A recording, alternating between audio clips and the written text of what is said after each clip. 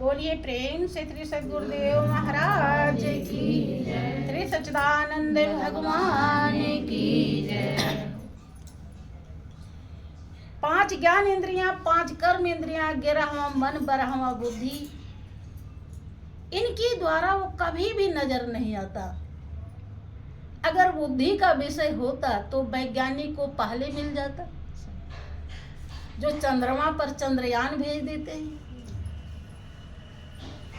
उनके कम बुद्धि है, ज्यादा है, लेकिन वो नहीं जान सकते कि आपके रोम रोम में वो मालिक कैसे रम रहा है, जिसके लिए आत्मा प्यासी है। चंद्रमा पर जाने वाले भी संतुष्ट नहीं होते, क्योंकि वो बुद्धि का विषय नहीं है। इन सब से परे का टेक्निक, रास्ता, फार्मूला जब सच्चे संत दर्शाते हैं, हमारी प्रार्थना, हमारी विनती सुन करके, तब उस मालिक की नजर आने में उतनी ही देरी लगती है जितना देर तार में बिजली आ रही है। टेस्टर लगाइए, तुरंत पता चल जाएगा बिजली है या नहीं। इतने ही देर जिस शक्ति के कारण हम आबाद बैठे हुए हैं यहाँ, जब उस शक्ति का कनेक्शन कट जाता है तो हम लुढ़क जाते हैं, बैठ नहीं सकते। उस शक्ति का बोध, ज्ञान इतने ही देर में, जितना देर हम तार में टेस्टर लगाते हैं बिजली का पता चल जाता है, इतने ही देर में जब आत्मज्ञान, तत्व ज्ञान, ब्रह्म ज्ञान मिलता है, संत सतगुरु प्रदान करते हैं, तो इतने देर में उस मालिक का पता, परिचय हो जाता है, जिसके नाते हम आबाद हैं, हम यहाँ बैठे हुए हैं। उसका कनेक्शन कटते ही हमारा संसार खो जाता है, कुछ भी नहीं होता है। और जब उसकी प्राप्ति हो जाती है तो भाइयों बहनों, इतनी बड़ी काया में वही शक्ति ही पावन है और कुछ भी पावन नहीं है। हड्डी मांस चमड़ा अभी इसी में से कहीं एक टुकड़ा आपको मिल जाए तो आप छूना पसंद नहीं करेंगे, घिन करेंगे। बाल को आप शैम्पू से धोते हैं, पानी खूब डालते हैं, लेकिन अगर आपके दाल सब्जी में पड़ जाए तो आपको खाने का मन नहीं। और खून पसीना तो कैसा है और गंदगी कैसी है तो आप अच्छी तरह जानते हैं। सब गंदगी से भरा है, उसी शक्ति के कारण ये पावन बना है। और उस पावन शक्ति को हम कितना भी तीर्थ कर लें, कितना भी व्रत उपवास कर लें, कभी भी हम प्राप्त नहीं कर सकते बिना संत के। संत जब मिलते हैं तो उस शक्ति का परिचय करा देते हैं, और परिचय होते ही हमारा जीवन पावन बन जाता है। जैसे सूरज के निकलते ही रात खत्म हो जाती है, ऐसे ही उस पावन स्वरूप का अनुभव होते ही हमारा 84 लाख योनि खत्म हो जाता है। अगर ज्ञान पाने के एक ही घंटे बाद हमारी मृत्यु हो जाए, हम इस दुनिया से चले जाएं, तो महापुरुष कहते हैं कि हम 84 लाख योनि में नहीं जाते। उसकी इतनी बड़ी कीमत, इसीलिए संतों का समाज तीर्थराज प्रयाग कहा जाता है, तीर्थों का राजा। तीर्थ का मतलब होता है जिससे हमारे मानस पटल के पाप धुल जाए, हमारा मन निर्मल हो जाए। लेकिन जितने भी तीर्थ हैं, अहंकार तो बढ़ा देते हैं, लेकिन मन निर्मल नहीं होता। मन निर्मल जो सच्चा तीर्थ मालिक है, जो पावन है, निष्पाप है, निर्दोष है, निर्लिप्त है, निर्विकार है, जब हम उसका अनुभव करते हैं तब हमारा हृदय पावन हो जाता है। आपने सुना होगा कि बिना गुरु के दान पुण्य नहीं लगता, इसीलिए ऐसे गुरु जब मिलते हैं, नहीं कोई कैसे भी गुरु मिल गए, तंत्र मंत्र कुछ भी दे दिया, तो भी आप पावन नहीं बन पाएंगे। पावन तब बनेंगे जो पावन है उसका अनुभव हो जाए। जैसे आपको भूख लगी है, कितना भी व्यंजन सामने रखा है लेकिन आपने खाया नहीं, कितना भी अच्छा हो तो आपकी भूख नहीं मिटेगी।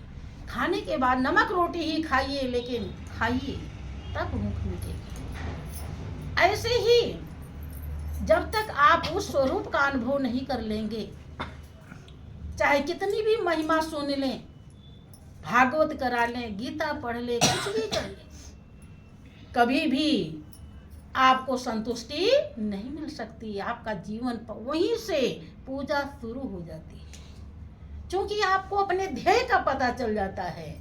हमारा जो ध्येय है, चाहे हम उसको देवी कहते हों, चाहे हम उसको भगवान कहते हों, चाहे हम राम शंकर राधा कृष्ण कुछ भी कहते हों, सब एक ही है, दो नहीं है। जिसको आप आरती में गाते हो कि तुम हो एक अगोचर सबके प्राणपति, और किस विधि मिलूं दया में तुमको मैं कुमति। हमारी मति जो है सु नहीं है, सुंदर नहीं है, अर्थात जो सुंदर है उधर नहीं चली, और जो पल भर में धोखा दे देगी, साथ छोड़ देती, उधर ही रम रही है। इसलिए इस मति को कुमति कहा जाता है। सुमति संत बनाते हैं। जब संत मिलते हैं तो जो सत्यम शिवम सुंदरम है, सत्य है, कल्याणकारी है, सुंदर है, जिससे ही हम सबको सुंदरता मिली है। सुंदरता की एक छींट पूरे संसार में फैली है, तो इस संसार को लोग छोड़ना नहीं चाहते, इतना सुंदर लगता है, तो वो कितना सुंदर होगा, विचार कीजिए। इसीलिए उसे कहा जाता सत्यम शिवम सुंदर, वही सत्य है, कल्याणकारी है, सुंदर है। उसका अनुभव होते ही हमारा जीवन पवित्र हो जाता है। तब हमारे हाथ का दिया हुआ दान पुण्य मालिक स्वीकार कर। इसीलिए दुनिया में गुरु धारण किए जाते हैं। लोग सुनते तो हैं लेकिन फिर भी समझ नहीं पाते कि गुरु महाराज जी से हमें क्या चाहिए। देखें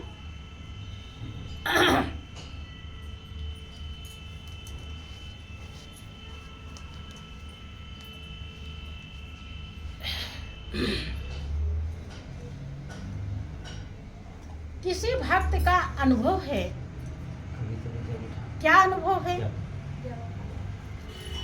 कि हरि भजन बिना सुख नाही रे, हरि भजन बिना सुख नाही रे, सुख नाही रे, सुख नाही रे, हरि भजन बिना सुख नाही रे, हरि भजन बिना सुख नाही रे। नारे क्यों व्यर्था भटकाई रे, नारे क्यों व्यर्था भटकाई रे, हरि भजन बिना सुख नाही रे, हरि भजन बिना सुख नाही रे। अब जिस सुख की हमें जरूरत है भाइयों बहनों, वो हरि के भजन में है। इस बात को किसने कहा? जिसने हरि का भजन किया और वो सुख पाया, उसका अनुभव है। अनुभव का मतलब होता है प्रैक्टिकल कर लेना। जैसे सब्जी या चाय, कुछ भी भोजन आपके सामने आ गया, भले देख रहे हैं लेकिन आप नहीं जान पाएंगे कि कितना स्वादिष्ट है। जब उसे खाएंगे तो पता चलेगा नमक मिर्ची सही है या नहीं। समझ रहे हैं? इसे प्रैक्टिकल कहते हैं।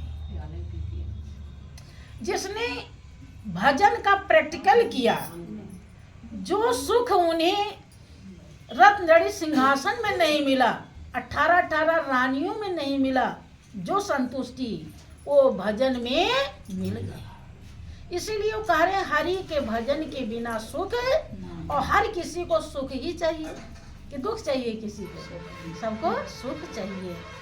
अब आगे वो समझाते हैं कि जो लोग हरि का भजन करते हैं, जिसे हरि का भजन मानते हैं, वो हरि का भजन नहीं है।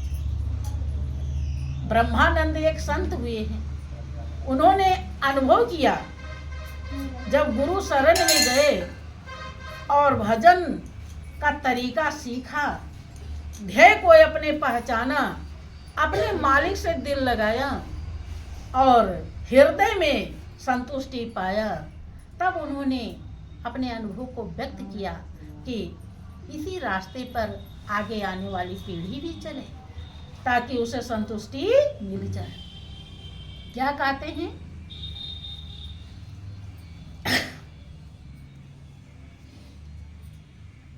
काशी गया द्वारिका जावे, काशी गया द्वारिका जावे, चार धाम तीरथ करी आवे, चार धाम तीरथ करी आवे, मन की मैल न जाई रे, मन की मैल न जाई रे, हरि भजन बिना सुख नाई रे, हरि भजन बिना सुख नाई रे।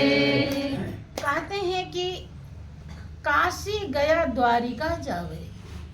काशी गया द्वारिका दुख के लिए जाते हैं लोग कि सुख के लिए जाते हैं? सुख के लिए जाते हैं। कौन सा सुख है? जो घर धंधों में नहीं मिलता है, इसीलिए तो जाते हैं, हैं? भाई काशी में भगवान शंकर की वो काशी नगरी बताई जाती है, द्वारिका भगवान कृष्ण की बताई जाती है, गया जिसमें गौतम बुद्ध को निर्वाण पद मिला था, बोध हुआ था मालिक का, जहाँ पे उसके लिए उपस्थित है। इसलिए लोग जाते हैं, देखते हैं कि घर धंधों में झंझट में हमें शांति सुख नहीं मिल पाया, तो अब हम भगवान के धाम जाते हैं। क्योंकि भगवान का धाम लोग इसी को मानते हैं कि नहीं? द्वारिका को मानते हैं, काशी को मानते हैं, और गया को मानते हैं, अयोध्या को मानते हैं कि नहीं मानते? इसीलिए लोग जाते हैं कि ताकि दुनिया में जो सुख नहीं मिला वो सुख हमको यहाँ मिल जाए। अब कैसा कि हमारा मन संतुष्ट नहीं हुआ, मन अभी भी ढूंढ रहा है, ये चाहिए वो चाहिए, ये करेंगे तब सुखी होंगे, वो करेंगे तब सुखी होंगे, ये मिल जाएगा तो आनंद मिल जाएगा।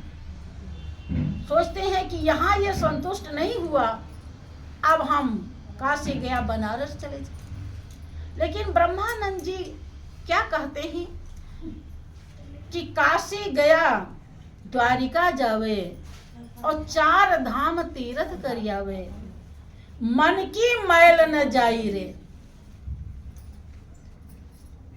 जैसा मन होता है भाइयों बहनों, आप वैसा ही होते हैं। मन अगर आपका पावन है तो आप पावन हैं, और मन अगर आपका अपवित्र है तो आप अपवित्र हैं। मन जैसा होगा आप वैसा ही गिने जाते हैं। किसी देखा होगा आपने कि कोई बहुत ईमानदारी से मन की पवित्रता से काम करता है, कभी किसी को धोखा नहीं देता है तो लोग कहते हैं कि बहुत अच्छा इंसान है। कहते हैं कि नहीं कहते हैं? और जिस देखने में कोई बहुत सुंदर हो लेकिन उसका मन सुंदर ना, मन पावन ना हो, तो लोग क्या कहते हैं कि तो बहुत धोखेबाज है, इसका भरोसा नहीं करनी चाहिए। उसको कोई अच्छा नहीं कहता। जिसका मन अच्छा होता है उसे लोग अच्छा कहते हैं, और जिसका मन अच्छा नहीं होता उसे अच्छा नहीं कहते हैं। अब काशी गया, द्वारिका चले गए, लेकिन हमारा मन धुला नहीं। मन का मेरा और तेरा खत्म नहीं हुआ। अर्थात मन ये नहीं समझ पाया कि ना मेरा मेरा है और ना तेरा मेरा है। मेरा तो कुछ और है और जो हमारे पास ही। काशी गया, द्वारिका में जाकर के मन ये नहीं समझ पाया, और जब समझ नहीं पाया, अनुभव नहीं हुआ, पहचान नहीं हुई, दीदार नहीं हुआ, तो भाइयों बहनों, उसका दोष पाप जो मन पर जमा है वो खत्म नहीं हुआ। मन निर्मल नहीं बन पाया, पावन नहीं बन पाया। और जब पावन नहीं हुआ, जब शीशा साफ होता है तभी चेहरा सही दिखाई पड़ता है। अगर साफ नहीं है, गंदा है, बहुत बार शीशा गंदा हो जाता है, या कहीं बाहर आप टांग देते हैं तो उस शीशे पे धब्बे लग जाते हैं, तो चेहरा दिखाई नहीं पड़ता है। ऐसे ही हमारी मन पर बहुत धब्बे हैं, जन्म जन्मांतर के विकारों के धब्बे हैं, और उस धब्बे के कारण हम वास्तविकता को समझ नहीं पाते हैं। काशी गया, द्वारिका जाने के बाद भी हमारे मन की मैल खत्म नहीं हुई। हरि के भजन में ही सुख है, लेकिन जब मन की मैल नहीं धुली तो सुख मिले कैसे? सुख कहाँ मिलेगा? हरि के भजन में मिलेगा। और हरि का भजन कब शुरू होगा? जब हरि की पहचान हो जाएगी। और पहचान कब होती है? गुरु ज्ञान से।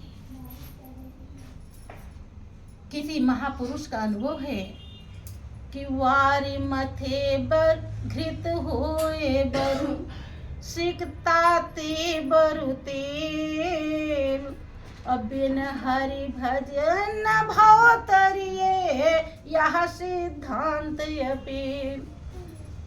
पानी के मथने से घी निकल जाए, निकल जाएगी? निकलेगी कि नहीं? तारे निकल जाए, जो असंभव है।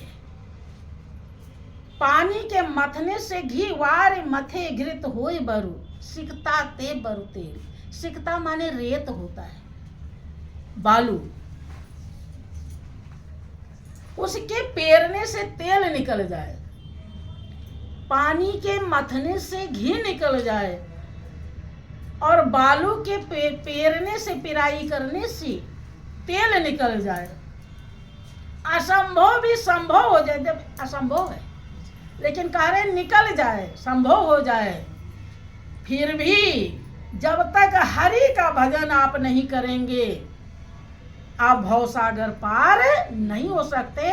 यह सिद्धांत अपेल है, अडिग है, अटल है। इसमें जरा सी भी लेकिन यही कारण है कि आपको अगर ज्ञान मिला है और फिर भी ध्यान भजन नहीं करते तो वो आनंद, वो सुख, वो शांति आपको नहीं मिलता जो भजन में समाया हुआ है, जो आपको मिलना चाहिए। और आप सुखी नहीं हो पाते।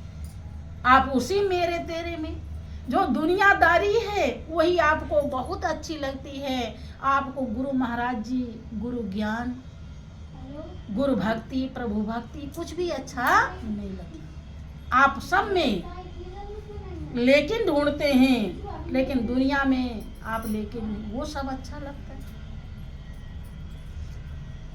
इसीलिए ब्रह्मानंद जी आगे क्या कहते हैं कि हरि भजन बिना सुख नाही रे, हरि भजन